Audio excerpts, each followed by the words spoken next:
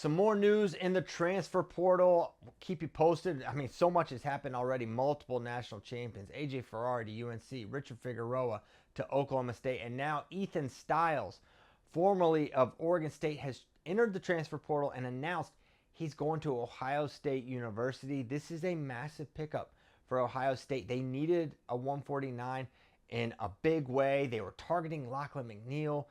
He ended up going to Michigan, and now maybe you could say this is a better situation for Ohio State, because instead of getting Lachlan for 1 year, they get Ethan Styles for 3 years.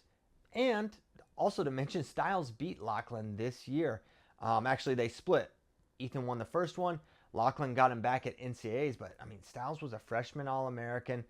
Had a kind of a crazy year. He started at 157, did not have good results, missed about a month, was kind of in some tough situation within Oregon State, got back in the lineup, went down to 149, and was really, really good. Beat a lot of good guys. Beat Chance Lamer, beat Jordan Williams. As I mentioned, he beat Lachlan McNeil, and then ultimately placed sixth at the national tournament. And now you've got a guy, with the graduation of Ridge Lovey, you still have Caleb Henson there. You still have Shane Van Ness. But Ethan Styles is a guy that can wrestle with the top three, top four guys, and maybe eventually could push for a national title. Now, so that's a huge pickup for Ohio State, who needed a 149, and they've got one with Ethan. Of course, he's transferred twice in 2 years. So how much can you really count on anything long-term in this transfer portal era? That's just one of the tough aspects of being an NCAA wrestling coach. Beyond that, outside of the news of Ethan Styles, Peyton Keller was at Ohio. And now you're maybe like, the name is familiar. Didn't see him at the... Well, Peyton wrestled in the All-Star Classic. He gave Tyler Kasak a pretty tough match in defeat, and then he missed a bunch of time and ultimately did not finish the year.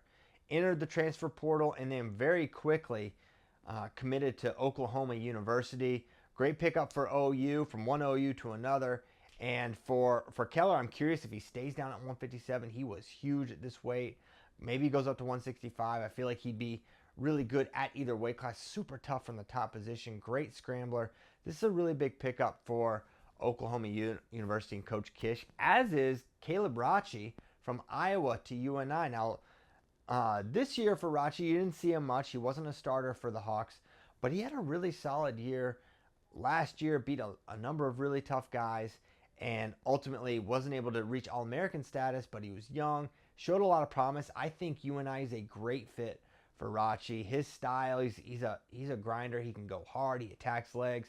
He's going to do well at UNI. So that's a nice pickup for Coach Schwab and company. Still waiting for the decisions of Dylan Fishback and TJ Stewart, as well as Chance Lamer, who transferred from Michigan to Cal Poly. Now it looks like Chance is looking to transfer yet again. And as I've been saying with these videos, don't expect this to slow down. You have still some weeks before the transfer portal closes, but even after it closes, we could still see a lot of movement. That's when we saw Ja'Cory Teamer and Stephen Buchanan make their move, and don't be surprised if we see some other big names jump into the portal, switching teams. As always, we'll try to keep you up to speed on everything that's happening in NCAA wrestling with the transfer portal, but I want to hear from you. What do you think the big moves are with Ethan Styles? What do you think will be the impact of him going to Ohio State? How do you think he's going to do? And where do you think Dylan Fishback, TJ Stewart, Chance Lamer, where do they wind up? I want to hear from you.